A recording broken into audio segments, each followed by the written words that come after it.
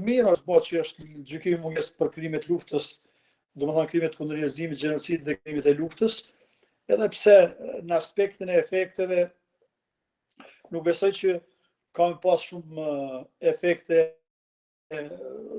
për faktin se ligji atje thotë se në momentin që personat e tillë bën të çastshëm për organet e ndjekjes të Kosovës,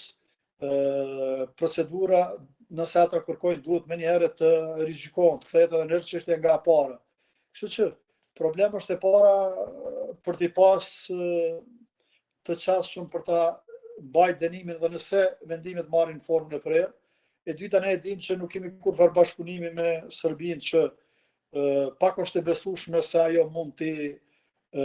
dorëzoj personat e tillë. Besoj që pavarësisht çfarë do presioni që i zhvillon, ajo nuk është e gatshme që t'i dorëzoj. Kështu që e para është vështirë për të besuar se ato do të dorëzohen në Kosovë për ta mbajtur dënimin, dhe e dyta është problem që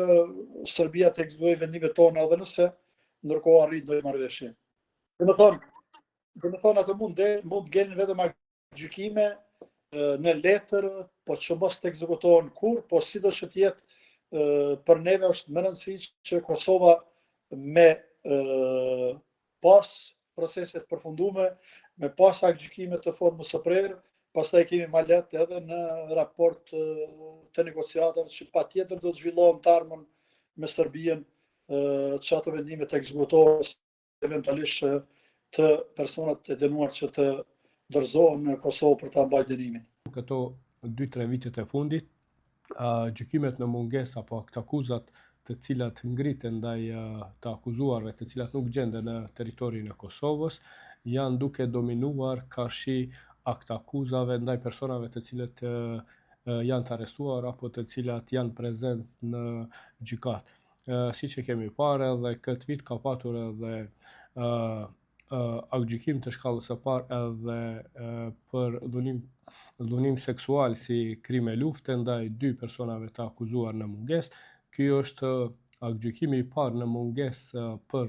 këtë lloj të veprës penale, pra të dhunimit seksual. Më herët ka patur edhe 2 apo 3 aktgjykime të tjera të shkallës së parë në mungesë. Gjatë vitit 2025 janë zhvilluar dhe kanë përfunduar 3 gjykime për dhunë seksuale gjatë luftës në Kosovë, ndërsa 2 gjykime janë duke u zhvilluar aktualisht, ku presim që të kemi aktgjykime sa më shpejt që është e mundur. Në mesin e 3 gjykimeve që janë mbajtë, kemi një aktgjykim dënues me 15 vjet burgim, ku i akuzuari është dënuar dhe është në